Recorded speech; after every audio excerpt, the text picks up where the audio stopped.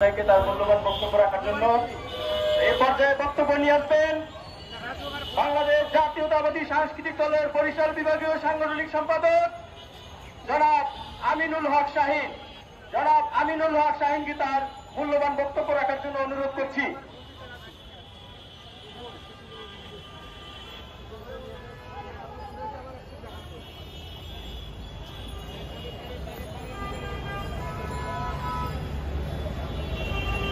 বিসমিল্লাহির রহমানির রহিম।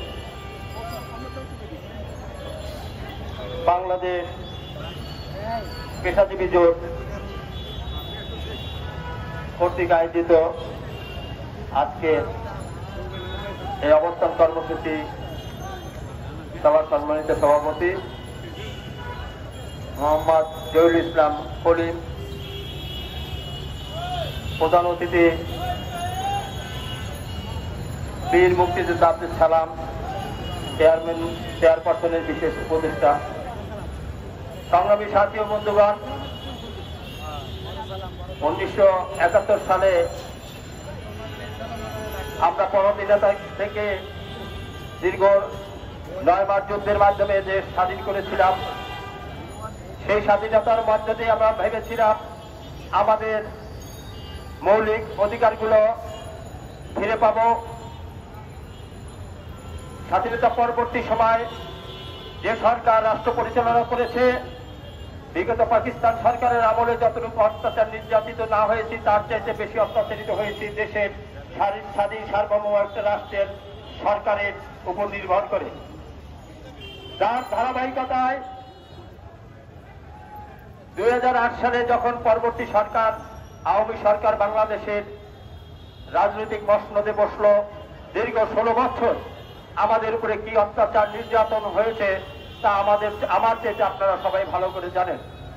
সংগ্রামী সাথী ও বন্ধুগণ, বাংলাদেশ যখন বারবার বিভিন্ন সময় বিভিন্নভাবে বিপদগ্রস্ত হয়েছে, বিভিন্ন সময় যখন বারবার তারা নিপীড়িত নির্যাতিত হয়েছে, বাংলাদেশ জাতীয়তাবাদী দল বিএনপির কর্ণধার প্রতিষ্ঠাতা শহীদ রাষ্ট্রপতি জিয়াউর রহমান যেমন আগলে রেখেছিলেন বাংলাদেশের আপামর জনসাধারণকে, তার অবর্তমানে তারই সহধর্মিনী এবং খালেদা জিয়া দীর্ঘদিন তার রাজনৈতিক আবশ্যিক নেতৃত্বের মাধ্যমে বাংলাদেশের রাজনীতিকে ভুলণ্ডিত হতে দেয়নি। তিনি তার জীবনের ঝুঁকি নিয়ে বারবার ঝুঁকি নিয়ে বাংলাদেশের স্বাধীনতা, সার্বভৌমত্ব, রাষ্ট্রীয় ব্যবস্থা এবং কৃষক, শ্রমিক, জনতা সহ সারা বাংলাদেশের আমজনতার অধিকারকে প্রতিষ্ঠা করার জন্য জীবনের ঝুঁকি নিয়ে বারবার তিনি কারাবরণ করেছেন এবং বারবার তিনি আপোষহীন নেতৃত্বের কারণে কারাবরণ করতে বাধ্য হয়েছিলেন, কিন্তু কোনোদিন তিনি কোনো অন্যায়ের সাথে আপোষ করেননি। সংগ্রামী সাথী ও বন্ধুগণ, যা ধারাবাহিকতায় 2008 সালে আওয়ামী দুঃশাসনের আবির্ভাবের পরে যখন দেশের মানুষ হিমশিম খাচ্ছিল, তখন বাংলাদেশ জাতীয়তাবাদী দল বিএনপি 16টি বছর তার বিভিন্ন নেতা কর্মীদের রক্তের বিনিময়ে জেল জুলুম হুলিয়ার মাধ্যমে আমরা কারাবরণ করেছি, বারবার কারাবরণ করেছি। আমরা কারাবরণ করে আমরা ক্ষান্ত হইনি, আমরা রাজপথে রক্ত দিয়েছি, অকাতরে জীবন বিসর্জন করে যখন আমরা একটা সরকার পতনের দ্বার প্রান্তে নিয়ে এসেছি, তখন একটা বৈষম্য বিরোধী আন্দোলনের মাধ্যমে কিছু ছাত্র আমাদের এই আন্দোলনের সাথে সামিল হয়ে তারা বৈষম্য বিরোধী একটা আন্দোলনের মাধ্যমে রাজপথে নামে। তাদেরকে বাংলাদেশ জাতীয়তাবাদী দল বিএনপি সর্বসম্মতিক্রমে এবং তাদেরকে সর্বধরনের শক্তি দিয়ে সার্বিক সহযোগিতা করার কারণে তারা জুলাই আগস্ট এই সংক্ষিপ্ত সময়ের মধ্যে তারা একটা বিশ্বের কাছে দেখালো যে তারা এই আন্দোলনের মাধ্যমে তারা এই সরকারকে উৎখাত করেছে। এই সরকার একদিন উৎখাত হয়নি, 16টি বছর বিভিন্ন অত্যাচার নির্যাতনের মাধ্যমে বিএনপির প্রত্যেকটা দলে প্রত্যেকটি সমর্থকের রক্তের বিনিময়ে, ফোটা ফোটা রক্তের বিনিময়ে, ফোটা ফোটা আপনার ঘামের বিনিময়ে তাদের চিন্তা চেতনা অত্যাচার নিপীড়নের মাধ্যমে এই দেশে আজকে এই সরকারের পতন হয়েছে।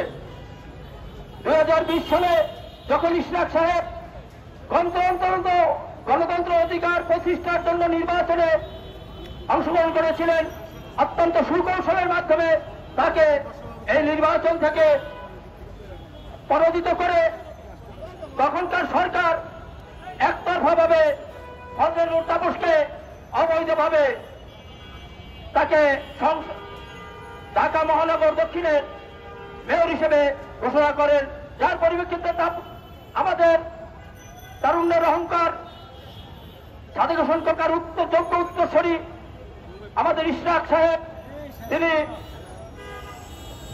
কোর্টে একটা মামলা করেছিলেন। সেই মামলার ধারাবাহিকতা আজকে দেশ তার পক্ষে গভর্নমেন্ট রায় দিয়েছে তাকে তার অধিকার বুঝিয়ে দেওয়ার জন্য।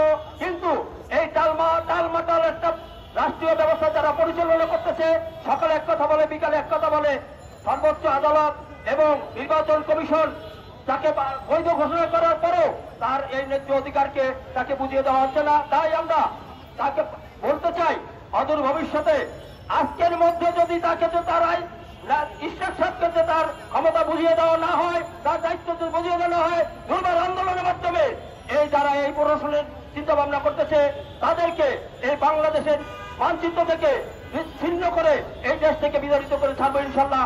এই আশা এবং আশা ব্যক্ত করে ইশরাক সাহেবের ন্যায্য অধিকার বুঝে পাবে বাংলাদেশ জাতীয়তাবাদী সাংস্কৃতিক দলের পক্ষ থেকে এই আহ্বান জানিয়ে আমি আপনাদেরকে আগামী দিনে প্রত্যেকটা আন্দোলন সামগ্রীকে পাশে পাবো এই ভাষা এবং ব্যক্ত করে আমার বক্তব্য শেষ করছি।